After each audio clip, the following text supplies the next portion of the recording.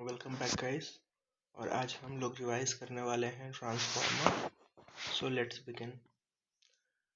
तो सबसे पहले हम देखते हैं कि ट्रांसफॉर्मर में स्टार्ट करने से पहले हम समझते हैं एक इलेक्ट्रिक सर्किट और मैग्नेटिक सर्किट क्या होती है, राइट। तो इलेक्ट्रिक सर्किट में जो ईएमएफ होता है उसको वो हम लोग मेजर करते हैं वोल्ट्स में, राइट। और जो ड्राइविंग फोर्स मैग्नेटिक सर्किट का होता है वो होता है MMF, that is number of turns into current. Ampere turn इसकी यूनिट होती है। इलेक्ट्रिक सर्किट में करंट का फ्लो होता है, मैग्नेटिक सर्किट में फ्लक्स का फ्लो होता है। Resistance is given by EMF upon current V by I और reluctance is given by MMF upon में फ्लक्स। जो रिलक्टेंस की यूनिट होती है वो या तो पर हेनरी होती है या तो एम्पियर टर्न पर वेबर होती है, ठीक है। जिस तरह इलेक्ट्रिक सर्किट में R is equal to rho L by A होता है, वेयर रो इज रेजिस्टिविटी और रेजिस्टिविटी को हम कंडक्टिविटी के टर्म में लिखेंगे तो 1 अपॉन में सिग्मा L बाई A, ये होता है रेजिस्टेंस का फॉर्मूला।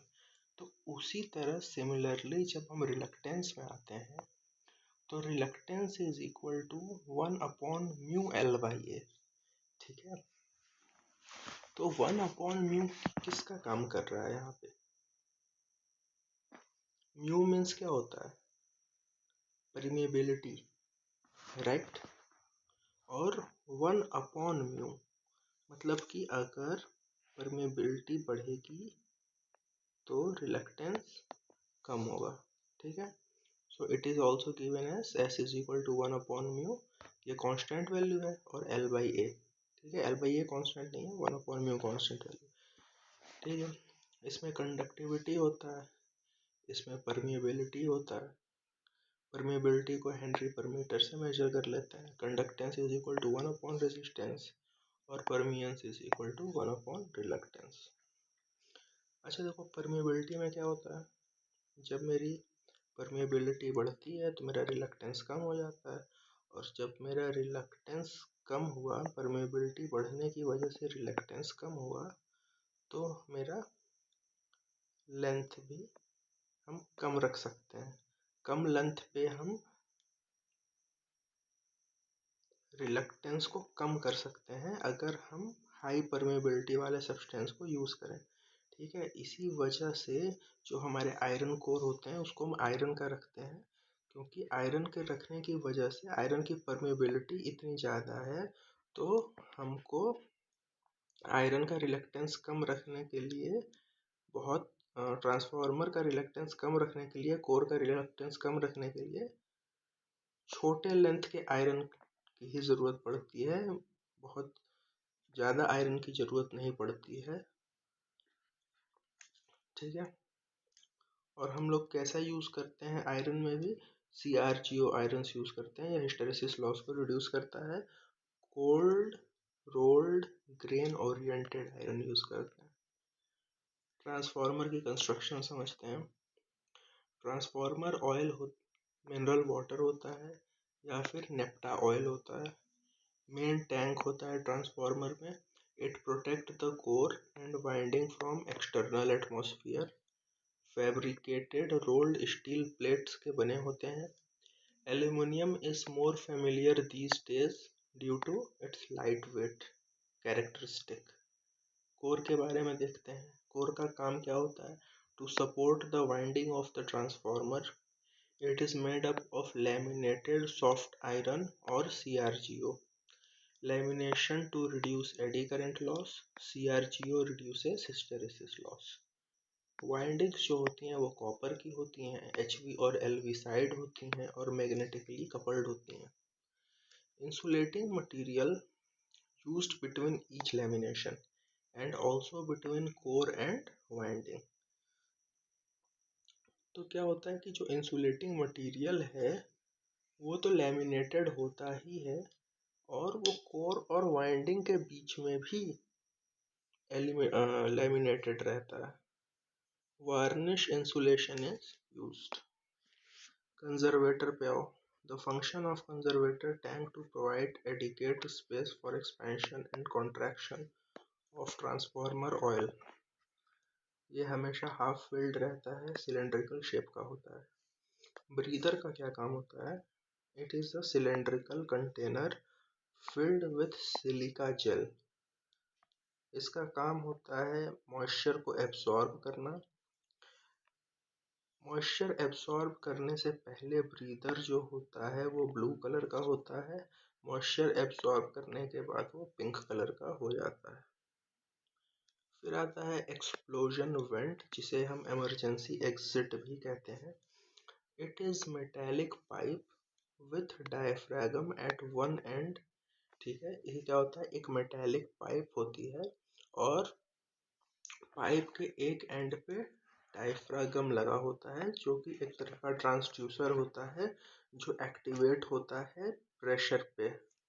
ठीक है, ये सिर्फ हाई रेटेड पावर ट्रांसफार्मर में यूज होता है। तो क्या होता है कि डायफ्रागम यूज होता है, लगा रहता है पाइप के एंड पे।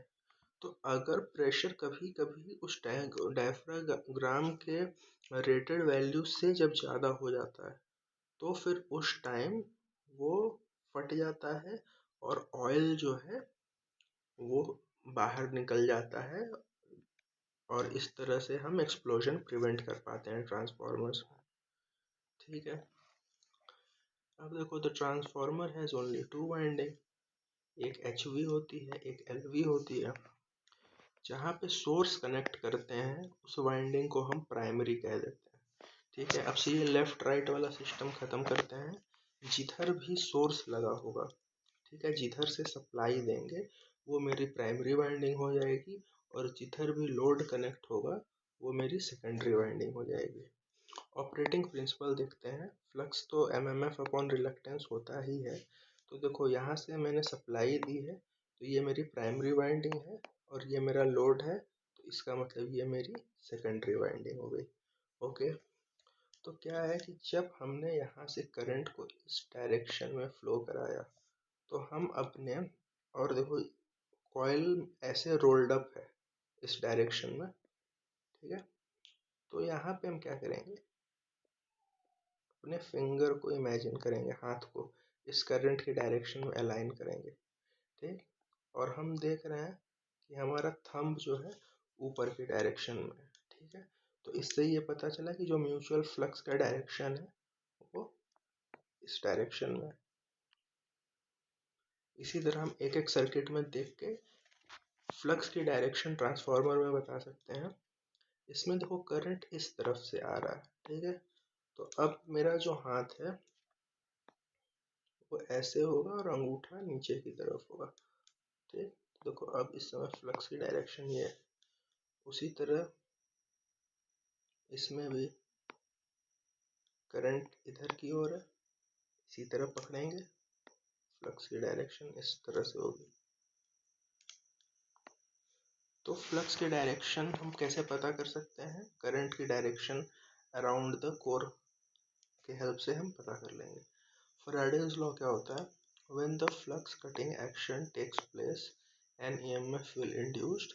The induced EMF is directly proportional to the rate of change of flux linkage. तो E is equal to d lambda by dt, और लैम्डा क्या होता है? Ni, यानी कि MMF।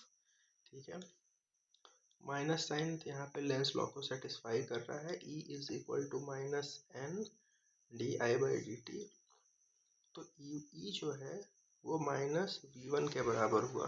ठीक है, यानी कि जो मेरा इंड्यूस EMF है वो अप्लाइड वोल्टेज के अपोजिट को अपोज कर रहा है, इसका यही तो मतलब हुआ। ठीक है, और इसी वजह से हमारा लेंस लॉ भी सेटिस्फाई हो जा रहा है। Flux produced in transformer is time varying. ठीक है, क्योंकि जो करंट अप्लाई कर रहे हैं या फिर जो फ्रीक्वेंसी है वो टाइम के साथ चेंज हो रही है, इस वजह से जो मेरा फ्लक्स भी रहेगा वो टाइम के साथ चेंज होगा, टाइम वेरिंग होगा। ठीक है, the EMF that is the induced EMF lags the flux phi m by 90 degree. ठीक है, तो जैसे कि हमने करंट इस डायरेक्शन में है या फिर मेरा फ्लक्स इस डायरेक्शन में है, तो जो EMF अब इंड्यूस होगा ट्रांसफार्मर में वो हमेशा लैग करेगा इस फ्लक्स से। ठीक है, तो लैग करेगा तो नीचे की ओर आएगा और 90 डिग्री का एंगल बनाएगा। ठीक है, the induced EMF lags the flux phi m by 90 degree. RMS value क्या होती है इंड्यूस्ड EMF की, अब वो देखते हैं।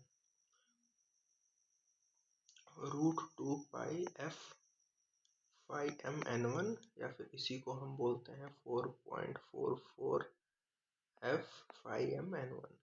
और EMF पर टर्न क्या होता है, इसी n को हम इस तरफ लेके आ जाते हैं तो E/n1 is equal to √2 pi f phi m हो जाता है। ठीक है, यहाँ पे एक और चीज़ देखने वाली बात है कि मेरा इंड्यूस्ड EMF जो है वो लैग कर रहा है phi m से बाई 90 डिग्री, लेकिन जो इंड्यूस्ड EMF है वो देखो V1 इस ऊपर है, यानी कि V1 के अपोजिट है, यानी कि जो मेरा इंड्यूस्ड EMF है वो अपोज कर रहा है अपने V1 सप्लाई को। ठीक है, अब हम देखते हैं induced EMF on the secondary side क्या होता है। तो जो करंट होती है वो हमेशा सोर्स के पॉजिटिव से निकलती है और लोड के पॉजिटिव में एंटर करती है। ठीक है, तो अब देखो यहाँ से तो करंट हमने सप्लाई दी और इस अरेंजमेंट से हमें ये पता चल गया कि मेरा फ्लक्स का डायरेक्शन तो ये होगा phi m का। ठीक है, अब देखते हैं कि करंट जो है हमारा वो यहाँ से एंटर कर रही है, राइट। तो अब करंट एंटर कर रही है तो वही जो हम अभी थंब रूल लगा रहे थे वो अब इस एंड पे जब हम लगाते हैं तो हम देखते हैं कि मेरा जो phi2 इंड्यूस हो रहा है वो अपोजिट डायरेक्शन में हो रहा है। ठीक है, सेकंड देखते हैं, इसमें करंट इधर को इंड्यूस हो रही है, phi m इधर को इंड्यूस हो रहा है।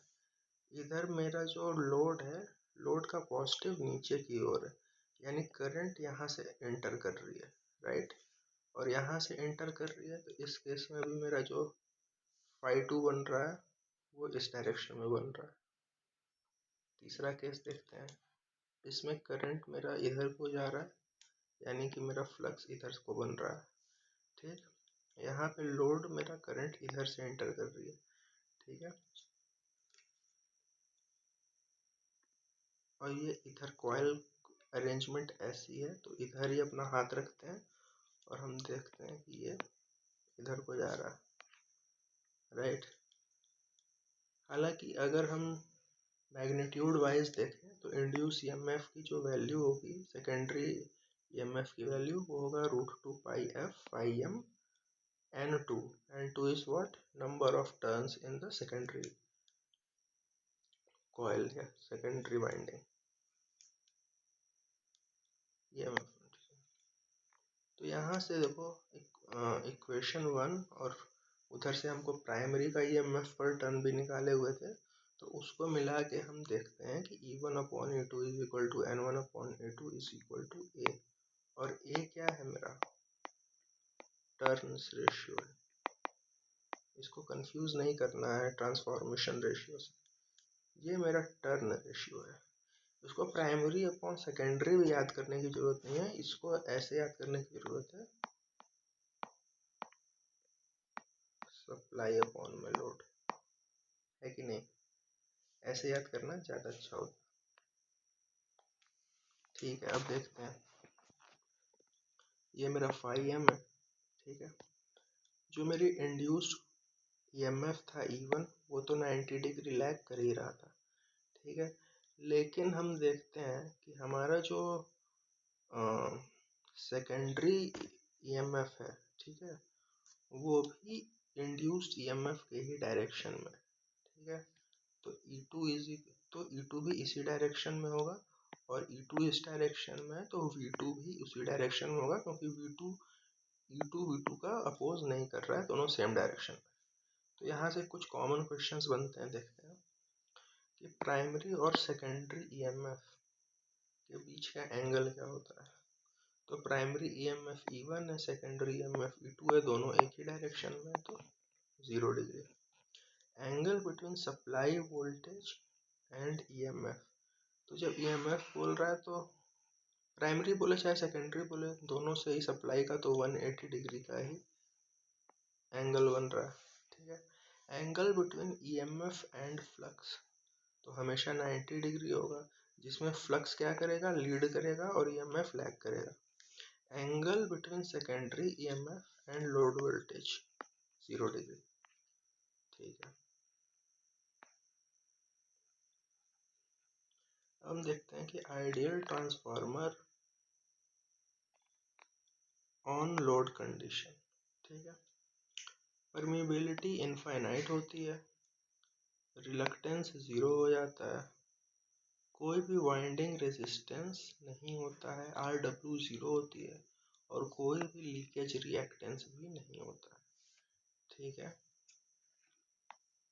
NI भी 0 होता है, MMF भी 0 होता है, नंबर ऑफ टर्न्स तो कांस्टेंट होते हैं। तो क्या इसका ये मतलब हुआ कि आइडियल ट्रांसफार्मर में करंट की वैल्यू 0 होगी? नहीं होगी। कोई करंट, ऑफ कोर्स प्राइमरी में कुछ करंट होगा, लेकिन जो सेकेंडरी में करंट इंड्यूस हो रहा है वो इस वैल्यू को कैंसिल आउट कर देगा, इसका ये मतलब होता है। इनपुट पावर जो होगी वो आउटपुट पावर के बराबर आएगी, और N1 upon N2 is equal to I2 upon में I1 is equal to A turns ratio. अच्छा, टर्न्स रेशियो का रेसिप्रोकल ही क्या होता है, ट्रांसफॉर्मेशन रेशियो K होता है, ठीक है। थोड़ा सा यहाँ पे ब्लर हो गया, ठीक है। यहाँ पे एक लैगिंग लोड लगा हुआ है, इधर से हम करंट सप्लाई कर रहे हैं, और करंट की डायरेक्शन फ्लक्स को इस डायरेक्शन में इस्टेब्लिश कर रही है, ठीक है। चलो देखते हैं फिर। तो जो मेरा phi1 है और E1 के बीच में 90 डिग्री का एंगल होगा, ठीक है। E1 लैग करेगी 90 डिग्री से, okay. V2 is equal to E2 होगा, ये V1 होगा, या इसी को माइनस E1 भी कह सकते हैं। अब क्या है कि जो करंट है हमारा I1 एंड I2,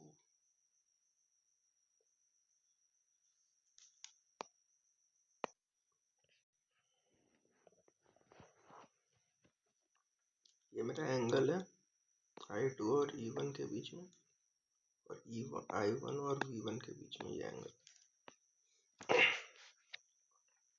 अब हम देखते हैं practical transformer at no load.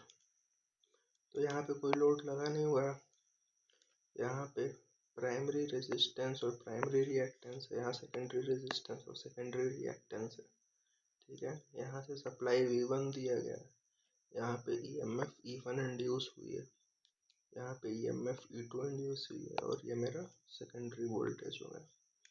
No load current जो रहता है वो रेटेड करंट का 2 से 5% होता है। During no load condition no current will flow through secondary, but small current will flow from primary side called as no load current और exciting current, ठीक है।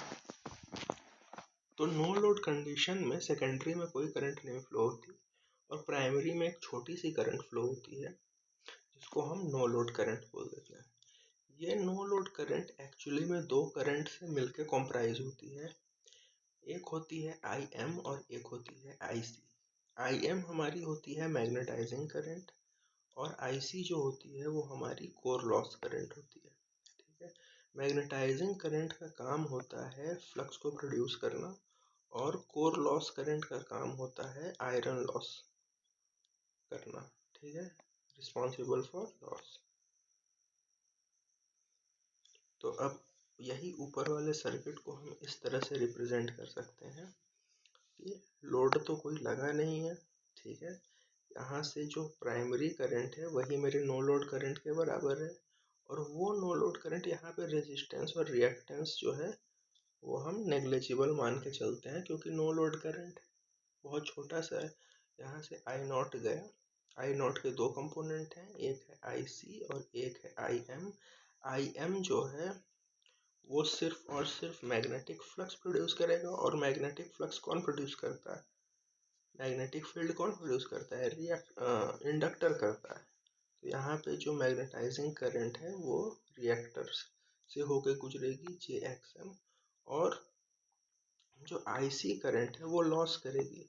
तो पावर लॉस तो होता नहीं है रिएक्टर में या फिर इंडक्टर में, तो पावर लॉस के लिए कौन सा कंपोनेंट नेसेसरी है, रेजिस्टेंस। यस, तो यहाँ पे आईसी करंट रेजिस्टेंस के थ्रू होके जाएगी। During no load condition drop in primary is neglected. ठीक है, तो आई नॉट जेड वन जो है वो नेग्लेक्ट है, क्योंकि आई नॉट बहुत छोटा है, इस वजह से हम इसको नेग्लेक्ट कर देते हैं। तो अब हम देखते हैं फेजर डायग्राम क्या बनता है। अच्छा, एक और इम्पोर्टेंट फैक्ट ये है कि नो लोड करंट दो पार्ट से मिलके बनती हैं, मैग्नेटाइजिंग करंट और कोर लॉस करंट, लेकिन उन दोनों में भी जो मेजर पोर्शन होता है नो लोड करंट का वो मैग्नेटाइजिंग करंट से ही होता है, कोर लॉस कंपोनेंट बहुत कम होता है। ठीक है, अब हम देखते हैं, ये मेरा फ्लक्स है। ठीक है, फ्लक्स से 90 डिग्री लैग किया मेरा इंड्यूस ईएमएफ। ठीक है, इसी डायरेक्शन में E2 और V2 भी हो जाएगा, हमने पढ़ा है। जो मेरा सप्लाई वोल्टेज है वो V1 है, ये माइनस E1 के बराबर, भी इसको भी ऐसे कह सकते हैं। अब क्या है कि एक करंट फ्लो हुई, ठीक है, आई नॉट, ये मेरी क्या है, नो लोड करंट हो गई। तो जो नो लोड करंट हुई तो वोल्टेज और करंट के बीच में जो एंगल होता है वो हमेशा हम फाई से डिनोट करते हैं। तो यहाँ पे फाई नॉट किसके बीच का एंगल है, नो लोड करंट और प्राइमरी वोल्टेज का, प्राइमरी सप्लाई का। ठीक है, अब क्या है कि ये जो नो लोड करंट है इसको हम रिजॉल्व करेंगे।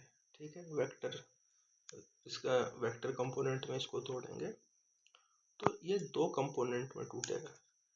एक जो परपेंडिकुलर जो होगा फाई एम के, वहाँ पे आई एम ये पोर्शन, ठीक है, और एक मेरा पोर्शन जो आएगा वी के इस पे आई सी। ओके, तो जो आई सी है वो मेरा है आई नॉट कॉस फाई नॉट के बराबर, और जो मेरा मैग्नेटाइजिंग करंट है वो होगा आई नॉट साइन फाई नॉट के बराबर। ठीक है, तो अब देखो फिर से एक बार वही सारी चीज़ें रिपीट करते हैं। Angle between EMF and flux 90 degree lag करेगा, ये वाला angle. Angle between magnetising current and phi M 0 degree, क्योंकि आई एम फाई एम एक डायरेक्शन में है। Angle between I C and phi M, तो आई सी ये है, फाई एम इधर है 90 डिग्री, जिसमें हम ये कह सकते हैं कि आई सी जो है वो लीड करता है फाई एम को। ठीक है, good. No load power factor angle बहुत ज़्यादा होता है, 75 से 85 डिग्री, इस वजह से नो लोड पावर फैक्टर भी क्या होता है, वेरी लो होता है। अब हम देखते हैं एट लोड क्या होता है। तो सर हमने यहाँ जोड़ दिया लोड। ठीक है, इस लोड पे सप्लाई V2 आ रहा है, V2 यहाँ पे जनरेट हुआ है, सप्लाई हमने V1 दिया हुआ है, V1 ने यहाँ पे जो भी लॉसेस वगैरह कराए, उसके बाद यहाँ पे E1 इंड्यूस हो गया, E1 ने E2 को इंड्यूस किया, E2 ने यहाँ पे टर्मिनल पे मुझे V2 वोल्टेज मिल रहा है। अब इसको देखो हम क्या करते हैं कि इक्विवेलेंट सर्किट बनाते हैं। इक्विवेलेंट सर्किट में इस R2 सेकेंडरी रेजिस्टेंस और सेकेंडरी रिएक्टेंस JX2 को, ठीक है, और इस लोड को हम आइसोलेटेड फॉर्म में नहीं यूज़ करके, देखो यहाँ पे सर्किट आइसोलेटेड है, इसको हम प्राइमरी इधर को शिफ्ट कर देते हैं। ठीक है, तो देखो अब आइसोलेशन मेरा ख़त्म हो चुका है, ठीक है, और मेरा जो रेजिस्टेंस और रिएक्टेंस है वो प्राइमरी साइड में ही, और ये लोड भी आ चुका है। बस अब इस रेजिस्टेंस को हम R2 डैश बोलेंगे, मतलब secondary resistance referred to primary, और इस जे एक्स टू रिएक्टेंस को हम बोलेंगे secondary reactance referred to primary, ठीक है। ये मेरा प्राइमरी रेजिस्टेंस है, प्राइमरी रिएक्टेंस है। यहाँ पे no load current I naught जाएगी, और यहाँ पे आई नॉट नहीं, यहाँ पे प्राइमरी करंट I1 जाएगी, और कोर लॉस और मैग्नेटाइजिंग कंपोनेंट में आई नॉट करंट जाएगी, ठीक है। नो लोड करंट जो ये हमेशा इसमें जाती है। E1 is equal to A, E2 कहाँ से आया, E1 upon E2 is equal to a होता है, तो E1 is equal to A, E2 भी हो गया, ठीक। अब ये सब को जब हम सॉल्व करते हैं, ठीक है, तो हमको मिलता है E1 को हम किस तरह लिख सकते हैं, जो मेरा प्राइमरी इंड्यूस्ड EMF है वो कैसे उसको हम लिख सकते हैं, देखते हैं। जो E1 है मेरा, इस जगह पे E1 आ रहा था, राइट, यहाँ पे मेरा E1 आ रहा था फिगर में, ठीक है। तो जो E1 है मेरा वो क्या होगा इस सर्किट में, ये वोल्टेज पे जो जो भी वोल्टेज पे यहाँ पे EMF है वो, और इन दोनों की वजह से जो ड्रॉप आ रहा है, इन दोनों का सम ही तो E1 के बराबर होगा, ठीक है। तो E1 is equal to V2 dash plus I2 dash R2 dash plus JX2, ठीक है। अब देखो इम्पोर्टेंट है, जब भी हम सेकेंडरी को प्राइमरी की ओर रेफर करते हैं तो हमको क्या करना होता है, ठीक है।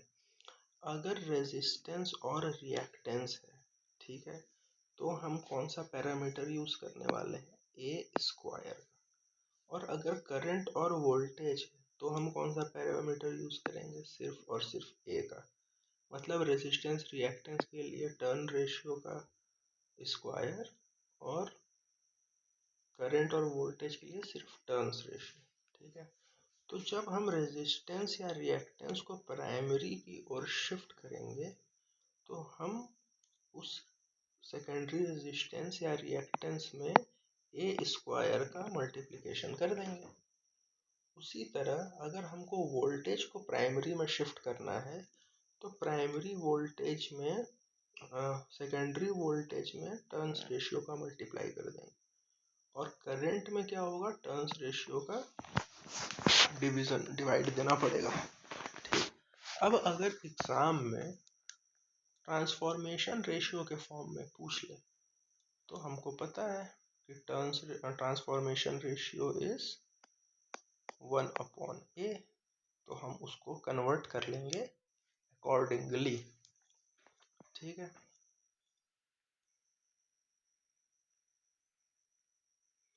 उसी तरह जब हम सर्किट को सेकेंडरी की ओर रेफर करते हैं, ठीक है, तो मेरा R2 और JX2 तो वैसे ही रहता है, और ये R1 डैश और JX1 डैश हो जाता है, ठीक है। और जो I0 था वो I0 डैश में चेंज हो जाएगा, मेरा जो RC था वो RC डैश में चेंज हो जाएगा, JXM डैश में चेंज हो जाएगा।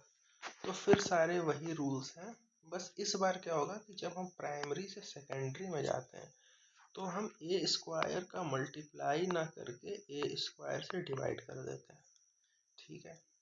तो R1 डैश जो है वो R1 अपॉन में ए स्क्वायर है, X1 डैश क्या है, X1 अपॉन में ए स्क्वायर हो जाएगा, RC डैश तो RC अपॉन में ए स्क्वायर हो जाएगा, XM डैश XM अपॉन में ए स्क्वायर हो जाएगा। अब यहाँ पे उल्टा क्या हो जाएगा, V1 और I1 में, इसमें V1 में डिवाइड होगा ए का, और I1 डैश में ए का मल्टीप्लाई हो जाएगा, ठीक है।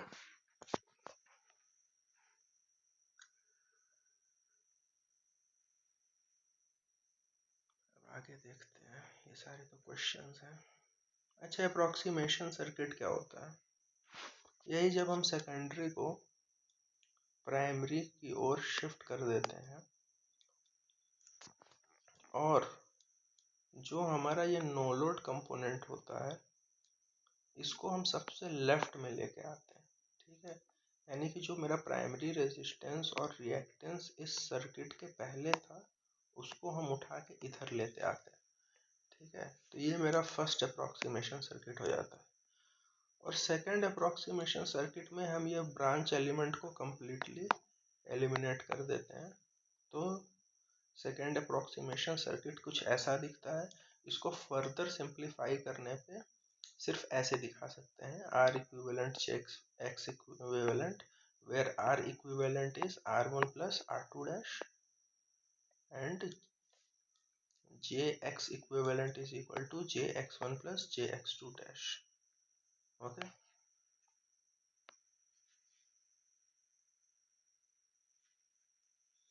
अब देखो जो प्राइमरी करंट होती है वो इस सर्किट में दो करंट से मिलके बन रही है। एक मेरा नो लोड करंट, ठीक है, और दूसरा I2 डैश।